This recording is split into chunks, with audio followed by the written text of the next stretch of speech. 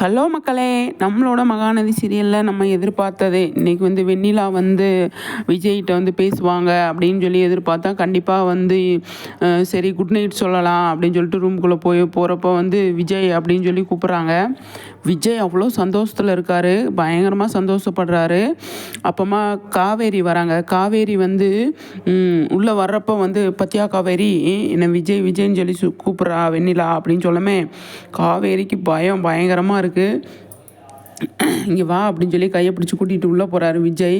கூட்டிகிட்டு போனோன்னே மறுபடியும் விஜய் அப்படின்னு சொல்லி வெண்ணிலா சொல்லும்போது காவேரியால் தாங்கவே முடியல. ஆனால் காவேரி வெளியில் வரும்போது விஜய் வந்து காவேரியவே பார்த்துட்ருக்காரு.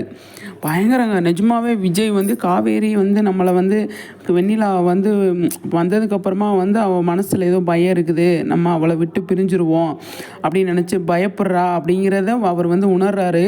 கண்டிப்பாக வந்து விஜய்க்கு வந்து அந்த பயம் இருக்குது.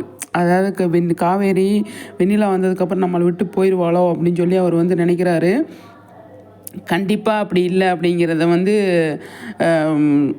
விஜய் வந்து நம்ம பார்க்குறவங்களுக்கு தெரிஞ்சாலுமே காவேரிக்கு அந்த பயம் இருக்குது தானே. கண்டிப்பாக காவேரி வந்து இந்த அக்ரிமெண்ட் மேட்ரு, இந்த சர்ப்ரைஸ் எல்லாமே முடியறதுக்கு முன்னாடி பயத்திலே வீட்டை விட்டு வெளியே போயிடுவாங்களோ அப்படின்னு சொல்லி தோணுது.